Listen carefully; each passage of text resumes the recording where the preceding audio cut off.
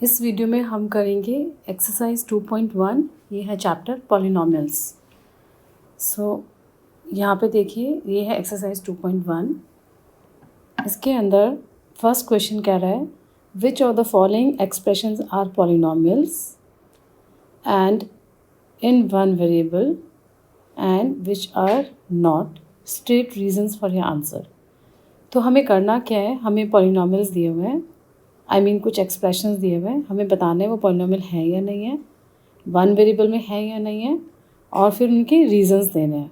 ठीक है, चलो शुरू करते हैं। तो फर्स्ट पार्ट हमारा है, फर्स्ट पार्ट में हमारे पास है 4x² - 3x + 7। अब ये चेक करने के लिए कि ये पॉलिनॉमियल है या नहीं है, हमें इसके एक्सपोनेंट्स को स्टडी करना होगा। यहाँ पे 1 है, और जब कोई वेरिएबल नहीं दिखाई देता है तो वो एक्सपोनेंट हमेशा 0 होता है। तो ये देखने के लिए कि पॉलिनॉमियल है या नहीं है, हमें सिर्फ ये चेक करना है कि जो एक्सपोनेंट है वो क्या होने चाहिए, होल नंबर्स। अगर एक्सपोनेंट होल नंबर्स हैं तो आप बोलोगे yes it is a polynomial. तो देखो, आपका यहाँ पर जो पहला एक्सपोनेंट है ये होल नंबर है, ये भी होल नंबर है, और 0 भी होल नंबर है। तो आप बोलोगे yes it is a polynomial. ठीक है, अब हमें चेक करना है क्या ये वन वेरिएबल में है। इसके लिए आप क्या करोगे, आप देखोगे कि इसमें कितने वेरिएबल्स हैं। यहाँ पे वेरिएबल x है, यहाँ भी वेरिएबल x है, और यहाँ भी वेरिएबल x है। So this is a polynomial in one variable. Actually में तो आप इस वाले को तो नहीं देखना क्योंकि ये तो हमने लगाया था, सिर्फ ये दो देखने हैं। तो यहाँ पे एक ही वेरिएबल आ रहा है, कौन सा, x। तो हम क्या बोलेंगे, yes it is a polynomial in one variable। ठीक है, और रीज़न क्या है इसका, because the exponents are whole numbers and there is only one variable which is x। Okay, अब हम करते हैं पार्ट 2। पार्ट 2 में हमें दिया हुआ है y² + √2। तो यहाँ पे भी हम एक्सपोनेंट्स चेक करेंगे।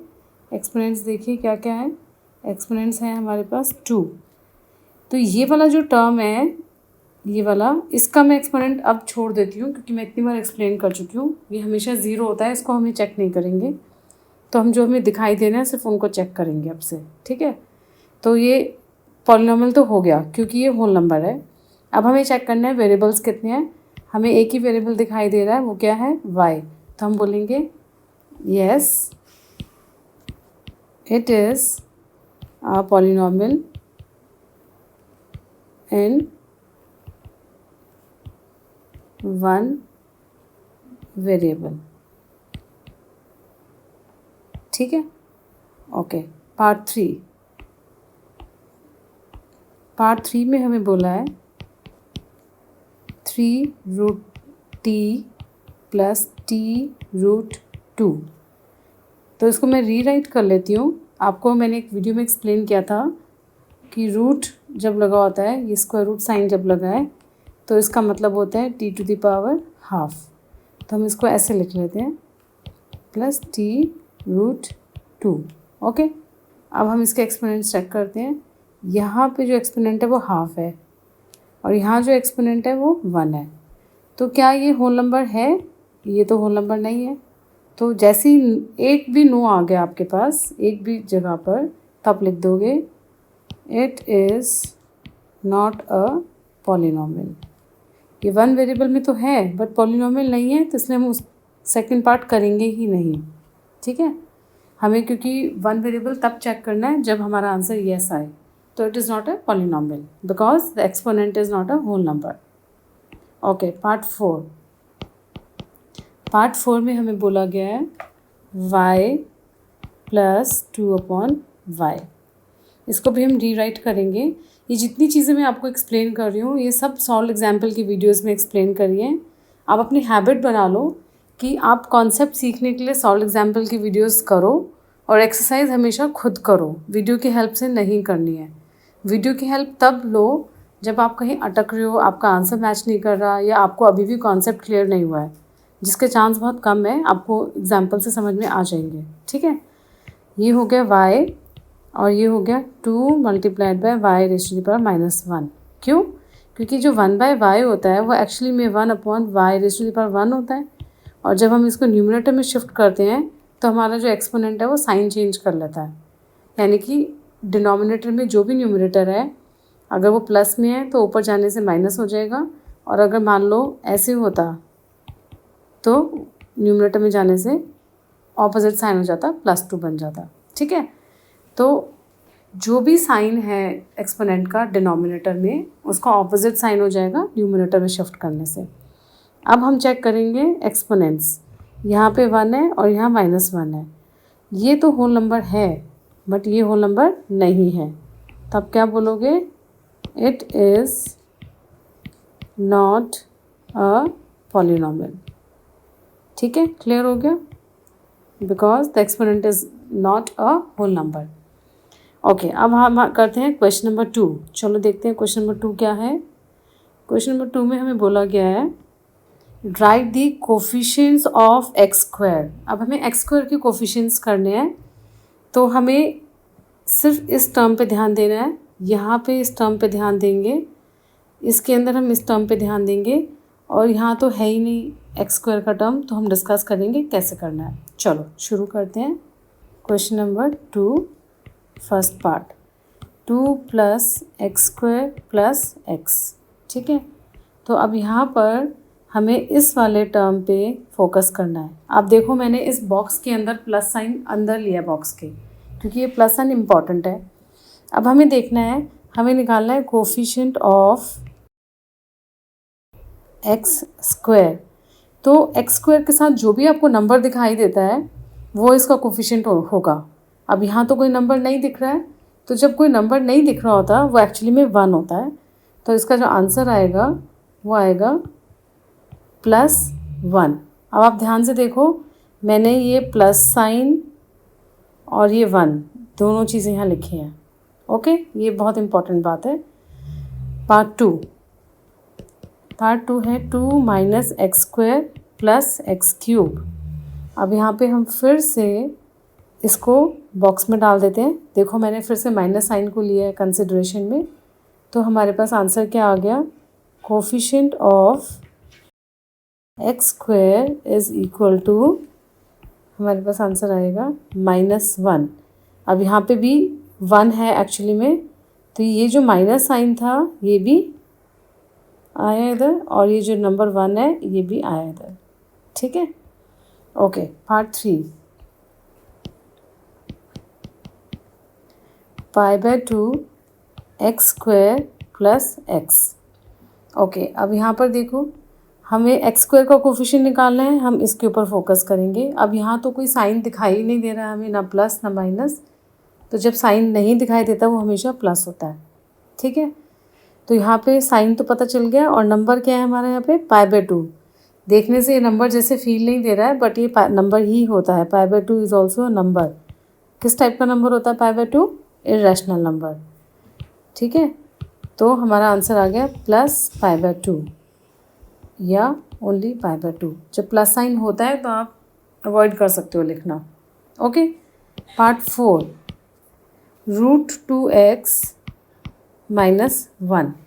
अब यहाँ पे x² का टर्म ही नहीं है, तो क्या करेंगे? ये थोड़ा ट्रिकी क्वेश्चन हो जाता है, तो इसके लिए हम क्या करेंगे? हम एक डमी इमेजिन करेंगे, या आप लिख लेना चाहो तो 0 × x²।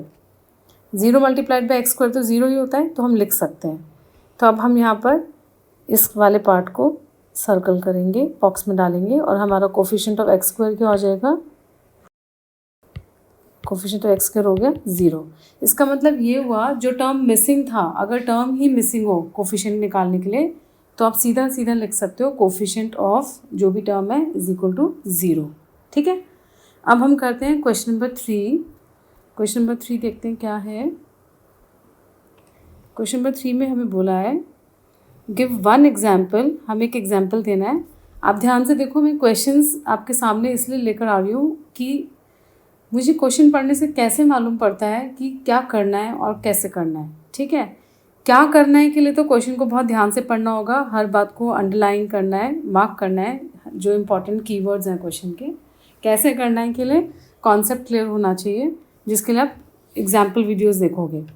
अब हमें यहाँ पे एक तो एग्जाम्पल देना है। किस चीज़ का एग्जाम्पल देना है? बायनॉमियल का। उस पर कंडीशन क्या है कि उसकी डिग्री 35 होनी चाहिए। एक तो ये बात होगी। एक एग्जाम्पल देना है हमें मोनोमियल का, जिसकी डिग्री होनी चाहिए 100। ठीक है। अगर आपने सॉल्व एग्जाम्पल की वीडियो देखी है या कॉन्सेप्ट की वीडियो देखी है, जहाँ मैंने चैप्टर इंट्रोड्यूस किया वीडियो नंबर 1, वहाँ पे मोनोमियल, बायनॉमियल, डिग्री सब कुछ बहुत अच्छे से एक्सप्लेन किया विद एग्जाम्पल्स। तो अगर आप वो देखकर ये क्वेश्चन कर रहे हो तो आपको इस वीडियो को देखने की ज़रूरत नहीं पड़नी चाहिए, आप खुद करो। ओके, चलो करते हैं इसको। क्वेश्चन नंबर 3 हमें करना है बायनॉमियल एंड इसकी डिग्री कितनी चाहिए? 35। तो अब देखते हैं कैसे करेंगे। बायनॉमियल का मतलब हुआ हमें 2 टर्म्स चाहिए, ठीक है। और डिग्री का मतलब हो गया जो हाईएस्ट एक्सपोनेंट है वो 35 होना चाहिए। बस ये 2 बातें हमें पता है। अब हम लिख सकते हैं आंसर। तो कुछ भी लिख सकते हैं, मेरा आंसर आपके आंसर से बहुत अलग भी हो सकता है। तो हमने लिखा x⁴, सबसे इजी आंसर लिखेंगे, हम टाइम नहीं ख़राब करेंगे। x⁴ 35 माइनस x, ये हो गया आंसर। देखो यहाँ पे 2 टर्म है। कौन कौन से 2 टर्म है यहाँ पे हमारे पास? एक तो ये वाला और एक ये वाला, और हाईएस्ट पावर 35 है, ये 1 है, तो ये बायनॉमियल हो गया, डिग्री 35। तो हमारा आंसर हो गया x⁴ 35 माइनस x। तो आप कुछ भी एग्जाम्पल बना सकते हो। दूसरा इधर इन्होंने बोला आप लिखो मोनोमियल और डिग्री बोला है 100। तो इसका आंसर क्या होगा? x⁴ 100 लिख दो, सीधा सीधा। जितना इजी और सिंपल आप सोच सकते हो उतना बेहतर है। आप ऐसे भी कर सकते थे। मैं एक एग्जांपल और लिख के दिखा देती हूँ। √y⁴ 100, कुछ भी लिख सकते थे, ठीक है। अब हम करेंगे क्वेश्चन नंबर 4। क्वेश्चन नंबर 4 देखो, यहाँ पे बोला हुआ है राइट दी डिग्री। हमें क्या लिखना है? Degree of each of the following polynomial. सबके हमें डिग्री लिखनी है। ये क्वेश्चन तो मैं यहीं पर ही सॉल्व कर देती हूँ क्योंकि बहुत इजी है। यहाँ पे हाईएस्ट पावर देखो,